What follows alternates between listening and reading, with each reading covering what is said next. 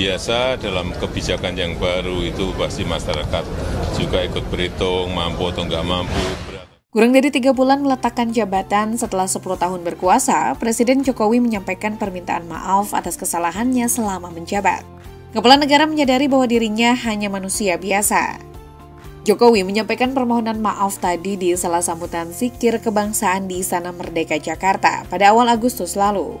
Acara ini merupakan rangkaian bulan kemerdekaan HUT RI ke-79. Permohonan maaf itu segera saja mendapat respon beragam. Pakar Komunikasi Politik Universitas Paramadina Henry Satrio misalnya memandang alasan Presiden Jokowi meminta maaf karena sadar banyak salah dengan janji politiknya yang tidak dipenuhi.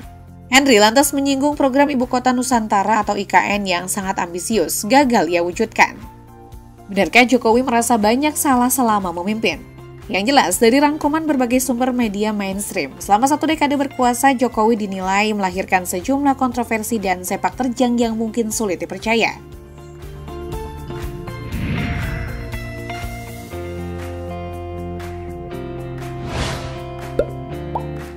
Sekretaris Jenderal PDI Perjuangan Hasto Kristianto mengungkapkan bahwa Presiden Jokowi sudah memikirkan rencana memperpanjang masa jabatan hingga 3 periode tak lama setelah memenangi Pilpres 2019. Hasto mengatakan, ketika itu Jokowi meminta Ketua Umum Partai Bulan Bintang sekaligus pakar hukum tata negara Yusril Iza Mahendra untuk mengkaji wacana perpanjangan masa jabatan. Dia mengatakan informasi ini didapatkan dari politikus PDIP Deddy Sitorus yang memperoleh cerita tersebut langsung dari Yusril. Sementara itu majalah Tempo edisi Juni 2021 menulis orang-orang di lingkungan Jokowi ditengarai bermanuver menggolkan wacana masa jabatan Presiden 3 periode. Beberapa skenario pun diduga disiapkan untuk mewujudkan rencana ini. Skenario pertama ialah membuka peluang periode ketiga selama 5 tahun melalui pemilihan umum. Adapun skenario kedua memperpanjang masa jabatan presiden maksimal 3 tahun. Namun sayangnya menurut Hasto saat itu, presiden 3 periode itu sampai ke telinga Ketua Umum PDIP Megawati Soekarnoputri dengan tegas menolak wacana tersebut. Menurut politisi PDIP Adian Napitulu, permintaan Jokowi yang ditolak Megawati itulah yang konon mengawali konflik dan merenggangnya hubungan mereka. Direktur Nusakom Pratama Institut Ari Junaidi menilai kecewa karena keinginannya tak dipenuhi itulah yang lantas membuat Jokowi melakukan manuver politik dengan memberi restu anaknya Gibran Rakabuming maju sebagai cawapres kubu sebelah.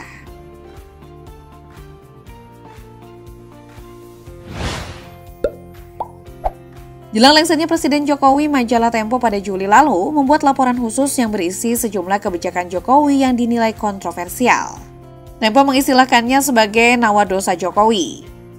Berkebalikan dengan program 9 Nawacita Jokowi, Tempo merangkum 18 dosa Jokowi selama berkuasa dari 2014 hingga 2024. Dari 18 dosa tersebut, beberapa di antaranya yang paling disorot.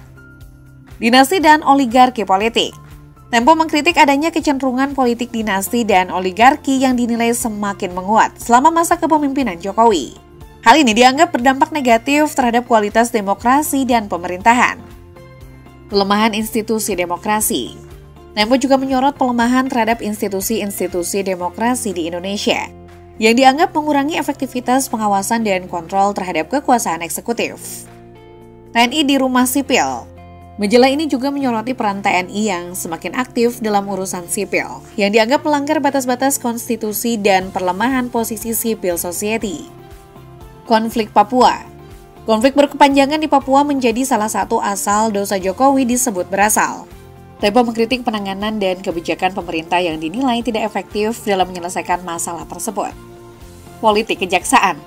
Tempo juga menyorot politisasi lembaga kejaksaan yang dinilai digunakan untuk kepentingan politik tertentu, hingga mengurangi independensi lembaga hukum.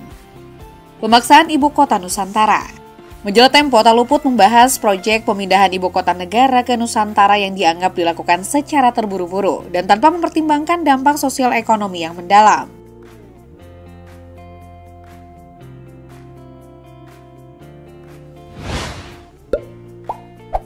Kontroversi pertama dimulai beberapa minggu sebelum Jokowi dilantik untuk periode keduanya, yaitu ketika revisi Undang-Undang Komisi Pemberantasan Korupsi atau KPK disahkan pada September 2019.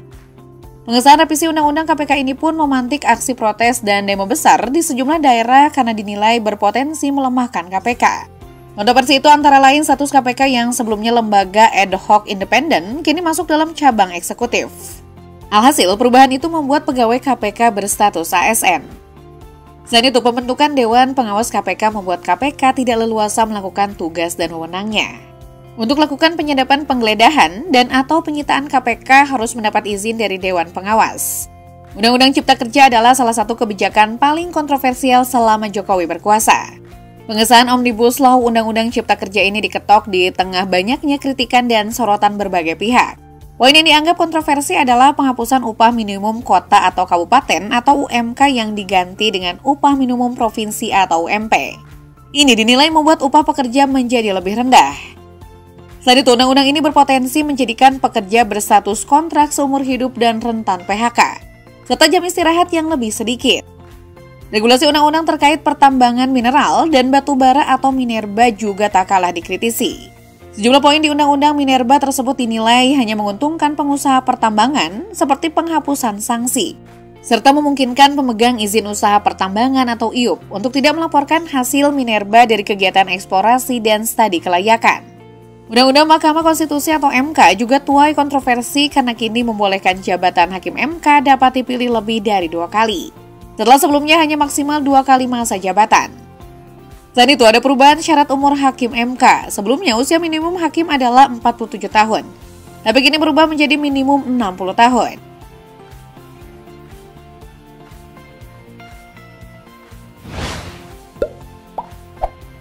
Daripada menyiapkan transisi politik untuk kepemimpinan Presiden terpilih Prabowo Subianto, Presiden Jokowi dinilai lebih memilih menyiapkan kebijakan strategis di akhir jabatannya. Salah satu kebijakan yang disorot adalah Tapera. Ini adalah program yang dirancang untuk membantu pembiayaan rumah bagi rakyat Indonesia melalui tabungan wajib dari pekerja. Meskipun bertujuan mulia, kebijakan ini panen kritik karena dianggap membebani pekerja dan pengusaha dengan kewajiban tambahan. Beberapa pihak menilai bahwa implementasi program ini kurang matang dan dilakukan tergesa-gesa. Berikutnya ada persoalan revisi Undang-Undang Polri. Beberapa poin dalam revisi tersebut dianggap mengurangi independensi Polri dan memberikan kekuasaan yang berlebihan kepada pimpinan Polri. Setelah 3 uang, revisi Undang-Undang TNI juga menuai kritik. Beberapa pasal yang diusulkan dianggap memberikan ruang yang terlalu luas bagi militer untuk terlibat dalam urusan sipil. Ini memicu kekhawatiran akan kembalinya dui fungsi ABRI yang pernah diaplikasikan pada masa Orde Baru. Adapun kontroversi yang paling menuai perhatian publik adalah penurunan usia minimal calon gubernur, yang dianggap berkaitan dengan pencalonan Kaisang Pangarep putra Jokowi dalam pilkada mendatang. Sebelumnya, ketentuannya adalah kandidat harus berusia 30 tahun ketika mendaftar. Namun, ketentuan itu berubah menjadi seseorang boleh mencalonkan jika berusia 30 tahun saat dilantik. Kaisang yang akan berusia 30 tahun pada Desember 2024 mendatang tentu akan bisa menjadi calon karena pelantikan kepala daerah baru akan terjadi di Januari atau Februari 2025. Persoalan lain yang juga disorot adalah soal revisi Undang-Undang Penyiaran. Revisi ini dianggap dapat mengancam kebebasan pers di Indonesia. Beberapa pasal dalam revisi tersebut dianggap terlalu mengikat dan memberikan kekuasaan yang terlalu besar kepada pemerintah untuk mengatur isi siaran. Kebijakan last minute lain yang juga dikritisi seperti kebijakan bagi-bagi izin tambang untuk organisasi kemasyarakatan alias ormas keagamaan. Ketidakpastian tentang pengenaan PPN 12%. Wacana membentuk Family Office, aturan tentang pengelolaan lahan di IKN, perombakan wakil menteri. Hingga yang terbaru tentang pembatasan penjualan rokok eceran. Direktur Center of Economic and Law Studies atau Silios Bima Yudhistira mengungkapkan bahwa sejumlah kebijakan strategis yang keluar last minute menunjukkan bahwa Jokowi sedang mempersiapkan perangkat kebijakan, termasuk pergantian kabinet supaya transisi pemerintahan Prabowo berjalan mulus. Berbeda dengan Bima, anggota Komisi 7 DPR RI Mulyono menyarankan pemerintah membatalkan kebijakan yang kontroversial, termasuk soal pemberian konsesi tambang kepada ormas keagamaan. Dia menuturkan bahwa kebijakan tersebut bisa menimbulkan kegaduhan nasional. Dia mengimbau kepada Presiden Jokowi agar tidak membuat kekacauan menjelang akhir masa jabatannya, sehingga Presiden Jokowi bisa landing dengan aman.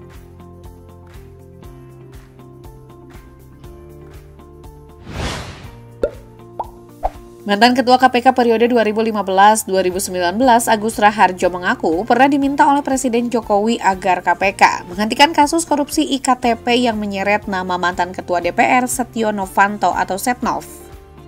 melalui program Rosi yang ditayangkan di kanal YouTube Kompas TV pada awal Desember 2023. Agus Raharjo mengungkapkan ia pernah menemui Presiden Jokowi ditemani oleh Menteri Setnek Pratikno. Agus mengungkapkan saat itu Presiden Jokowi marah dan berteriak padanya dengan kata hentikan. Setelah mendengar permintaan itu, Agus mengaku tidak menjalankan perintah tersebut.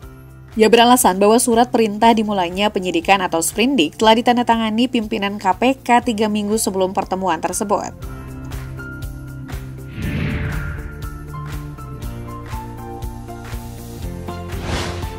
Salah satu orang terdekat Jokowi, Andi Wijayanto, juga membongkar isi pertemuannya dengan Jokowi 2 hari sebelum Gibran Raka dideklarasikan sebagai cawapres. Mantan Gubernur Lemhanas yang pada Pilpres 2024 itu lebih mendukung paslon Ganjar Mahfud membocorkan jika pada pertemuan tersebut Jokowi dengan sesumbar memproyeksi hasil Pilpres 2024 dengan mengatakan, "Kalian hebat jika mengalahkan saya."